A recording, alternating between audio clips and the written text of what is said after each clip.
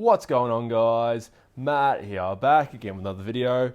Hope everyone's doing well. We're coming back with another sports card market watch series where we go through a few players that are hot right now or trending and go through their sports card prices and then go through the hottest and coldest players over the past 14 days.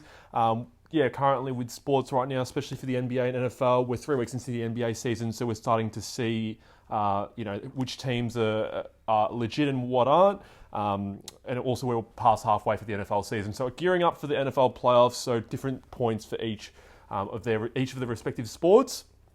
But yeah, the first player I do want to highlight today, Shai Gilgeous-Alexander. So I do think that this presents a buying opportunity with Shai Gilgeous-Alexander. He has played phenomenally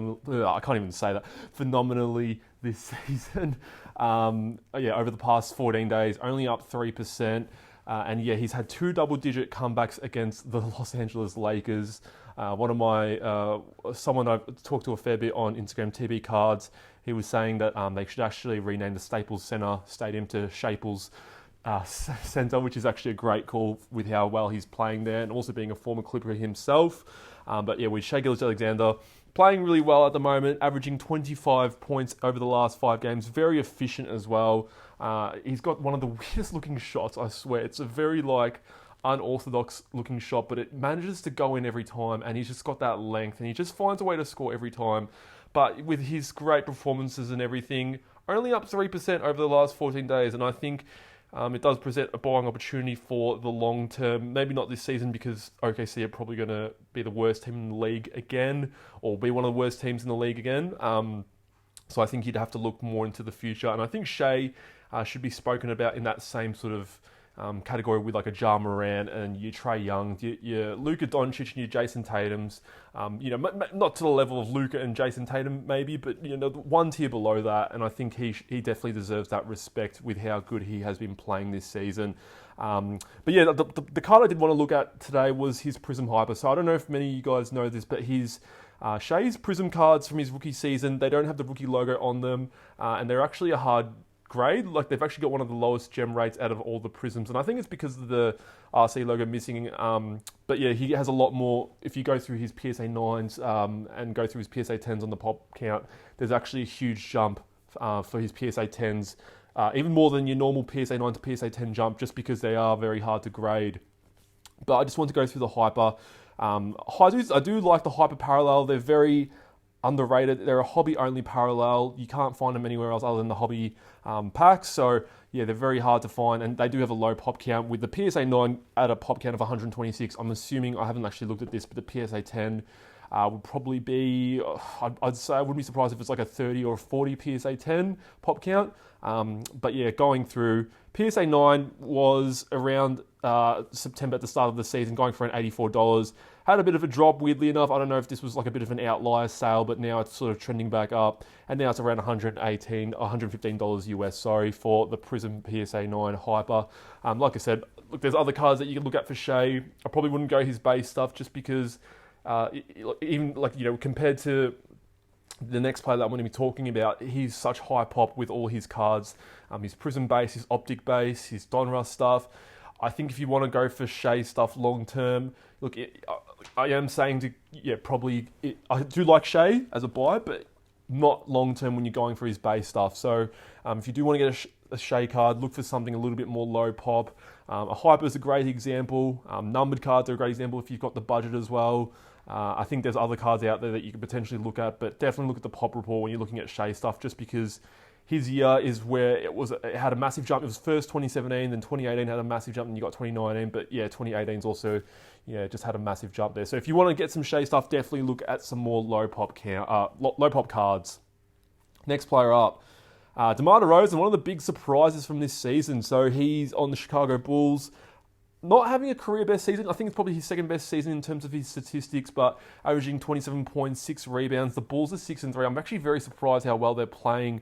I actually thought, with all the great names they have in their team, I didn't think it'd mesh quite well, but it's actually looking quite good. So let's see if they can make a playoff run deep and bring some glory back to Chicago. But yeah, with DeMar DeRozan, last 14 days, he's up 8%.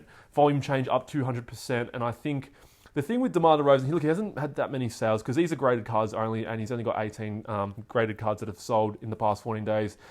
We'll go into the card I'm looking at first, but the thing with Demar Derozan is his rookie season is 2009. Not many people would have graded back then as they would have right now, and there's also a lower print run with the older sets. So with Demar Derozan, if you do want to get some of his cards, it's a little bit, it is quite hard to find them. The thing as well with Demar Derozan is, I was quite intrigued with Demar Derozan, and why I selected him is, would people actually would people actually still buy into him? Because a lot of people like buying based on high potential. With Demar Derozan, he's 32 or 33 years old. He's relatively old, and people might just think, there might be a bit of a jump, but people might think, oh, maybe after this season, he's going to be on the coming down in terms of his performance. So, very interesting to see Demar Derozan actually have a bit of a jump in his card prices over the last 14 days. He's up 8%. The Topps base PSA 9 is a very cheap card. It's almost like your Don Russ sort of card, with the Topps Chrome being like the Optic. Not really much movement here. Pretty flat trend line. Over the past 7 days, it's actually gone down. It's gone from $75, but they're quite.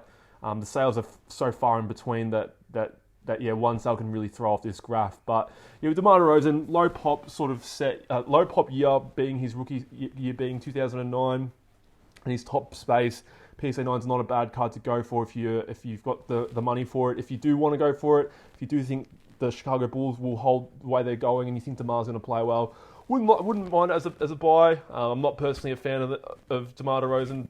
Just with other people around, but just want to note him just with how he's playing right now, and I know some people might be looking at him being at Chicago with a passionate fan base as well. The last player I do want to look at today, so Jordan Love. I'm not sure if any of you guys follow the NFL, but Aaron Rodgers is not playing this weekend because he was diagnosed with COVID, and he lied about his vaccination status, so he's actually not playing this week. So he's the first round pick from a couple of years ago is playing in his place for one. I don't actually know if he started a game in the NFL yet. I know he's done a few preseason games, but Jordan Love's finally playing in the NFL, and he's starting in the NFL, and he's finally going to be playing against the Kansas City Chiefs. So that's very interesting. I think, maybe last year you might be worried about Jordan Love, but now the Kansas City Chiefs defense is pretty terrible. So he might have a solid game, but with people seeing that Aaron Rodgers wasn't playing this weekend, that the news the news with Jordan Love has caused his hype to jump up a bit. So I wouldn't be surprised if he plays quite well to see his cards jump even more, but I also am anticipating that if he doesn't play well, prices will drop. But I think the price change of 12% over the past 14 days is based on the hype that he's going to be playing. So I wouldn't be against selling your Jordan Loves if you want to sell some. I've got a fair bit of Jordan Love. I would be trying to sell them right now, but if you want to sell some and then hold some for later on, if he potentially does become a starter, because he's a first round pick, and the Packers drafted him potentially thinking that Aaron Rodgers would retire soon, but it doesn't look like it's going to be the case. So don't know if Aaron Rodgers gets pushed out or Jordan Love gets pushed out. One of them's going to have to lose out eventually. It's going to be in the next couple of years at the very least. But with Jordan Love, I looked at his Prism PSA 9, massive downward trend with that. But you got to remember that everyone's so down on base. So you're sort of looking at this middle area here where it's sort of a bit more flat. But with Jordan Love, he doesn't have a high pop count with the Prism base. Only 249 for the PSA 9. And that's mainly because with Jordan Love's, with 2020 Prism, people were unable to grade it as quickly. Like, I think 2020 Prism was one of the last sets I was able to send in. Like, I was able to send in a Justin Herbert Prism base because I was able to get a few blasters and open them. And I had some tour stuff in there as well. But you're going to find with Jordan Love's, in 2020 draft class, that a lot of their base stuff aren't going to be as graded as the 2019, but I still think the pop count of the base raw will be quite high. I think that's just something to note with Jordan Love, and not just to look at the 249 and think, oh, it's low pop, it's going to be a long-term hold with this. I'd still probably go for something numbered with Jordan Love, and especially that draft class with Herbert, Burrow, Tua as well. So definitely look into that if you're wanting to look into that draft class especially. But as we can see, the Prism PSA 9, it's pretty flat. It's going around $35, and then we've had this little spike here where it's gotten up to $50. So not a massive spike there, but 10 to 20% to jump up, and that's just a player wanted to know. So, yeah, in addition to what we look to the 3 players that we do look at, we are also looking at the price movements. This week we're going to introduce sales volume as well, which I'll do at the end. So first up, we'll just go to the last 14 days and we'll see who the biggest risers are. And again, we've set the number of sales minimum to 50, so we're not going to get these one sales that just pop up and screw up the data. So John Stockton, I think that's very interesting. Alvin Kamara played quite well. Miles Bridges, very deserved with how well he's playing. Freddie Freeman just won the World Series. Aaron Rodgers, very interesting there. Jordan Love, there you go, in there. Josh Jacobs. Jonathan Taylor had a great game on Thursday Night Football for Americans, Friday for Australians. RJ Barrett's playing quite well. Carson Wentz is playing very well. Anthony Simon's playing quite well. So these are the players where you can see they're playing quite well. Darius Garland, great to see him in there. Baker Mayfield, very interesting there. I'll just do the 25 there. So biggest losers, again, minimum 50. So it's got to be a minimum number of sales to prove that they've actually fallen. Pascal Siakam currently out injured. Bagley, I don't even know what he's doing right now. Culver, I don't know. He's probably not even playing right now. Jordan Alvarez, Astros lost the World Series, so people dumping off their cards. Nikhil Alexander-Walker, Derek Carr, man, I feel sorry for Derek Carr. Henry Ruggs, John Gruden, gone in like 2 to 3, in a 3-week span. Just all gone. Jose Altuve, Astros lost the World Series. Kevin Porter Jr. has been quite disappointing. Paul Zingas has been out injured. Fox has been very disappointing. Deshaun Watson didn't get traded, so people selling off. Brandon Clark not playing right. I think he's injured actually at the moment. DeAndre Ayton, Cam Reddish, Domantas Sabonis, Jason Tatum, who has been disappointing. So let's look at the sales volume. So these are people who might have had a great game and just seen the sales volume go up in a massive span over the last 14 days. So Miles Bridges, as I said, warranted. Jalen Brunson's been playing very well off the bench. Also started a couple games as well. DeJounte Murray's playing quite well as well. Cole Anthony, I'm so surprised about Cole Anthony. I was ready to label him as a bust, but that just shows why you hold on to your rookies at least a couple of years, because you just don't know what they can do. Even 3 years, honestly. Casey Okpala, don't know why he's there.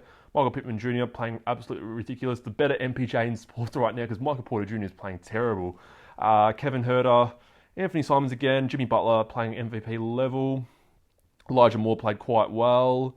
Gary Trent Jr. has been starting as well, playing quite well. Yep, and let's go to the biggest losers in terms of volume. Dak Prescott currently out injured. Davis Mills.